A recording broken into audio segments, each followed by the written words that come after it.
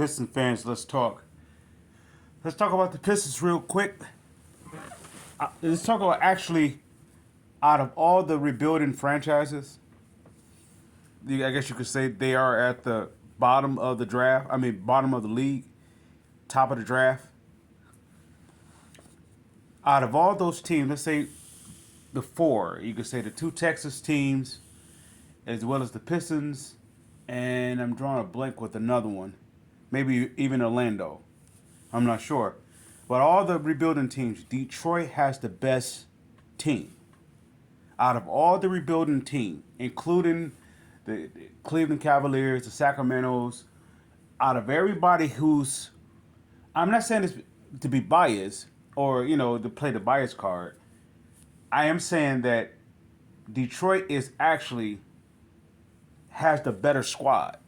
They have the better, let's say, in terms of balance. Now, other teams may have the better talent, let's say, as an individual talent, as an individual player, but as the better team with a combination of talent or top tier talent, young top tier talent, let's say it that way, Detroit has the better squad. On a given night, your three guards can get you a triple double on a given night. Mainly your two mainstays of Ivy and Cade, it can get you a triple double. With our four bigs, they don't just get you a double double, they can beat you in various amounts of ways. Okay, if you have the likes of, let's say, Mobley and who was Allen, you got them out there in Cleveland, right? That's only a two-headed monster. They haven't went up against a four-headed monster. They only went up against Stewart and maybe somebody else. Not even a healthy Bagley, and definitely not a Duran, right? So they only went up against Stewart and whoever they put next to him. So they was always undersized. The Pistons were. Now put those two against the Pistons four. Pistons has the better team.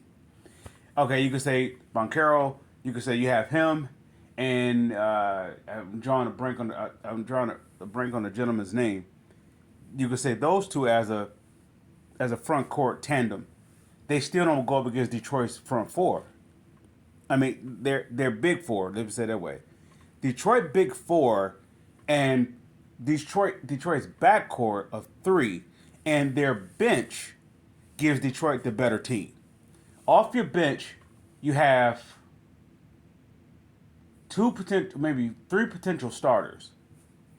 They could be a starter on our team if say one of our starters went down. They're interchangeable. Troy Weaver has assembled the perfect balance of a roster. It is the traditional Pistons roster, or type of balancement.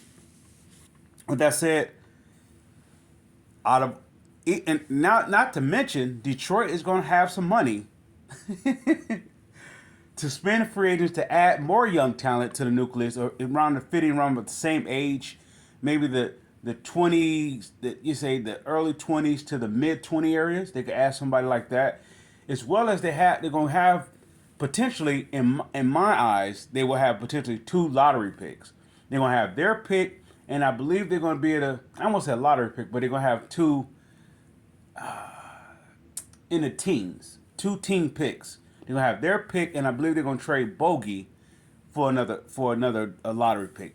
Troy Weaver's still going to will and deal. He has the pieces to do so. And let's say if he can't make a deal for the likes of Isaiah Stewart or Killian Hayes, he could package them up along with Bogey, and he can actually get the trio going again, as well as he was able to get Killian, Bay, and Stewart. He could do it again. He could get the triple threat again.